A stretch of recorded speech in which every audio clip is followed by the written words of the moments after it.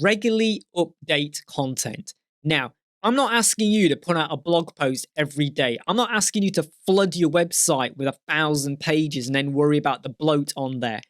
If you go and create a post for page speed optimization, or maybe it's about lake and mountains, or a particular type of computers or smartphones you can get, and you wrote it 2 years ago, and that's the last time you updated it, it's out of date, okay? Let's be honest here. You need to make sure you update it. Now, you could create another post and call it 2023 now.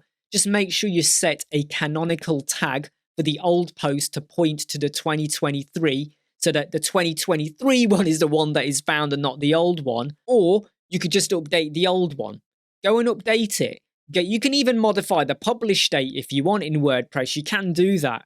But go and update that. Because if someone goes to that post, maybe it's in a Twitter post, maybe they found it in the search ranking, maybe it just happened to be the first post that pops up in the results, I would be very dismayed if I now knew that this post, which was the latest gadgets for your home, was written 5 years ago. And I am very unlikely to ever visit your website again or subscribe to your newsletter because you couldn't be bothered to update.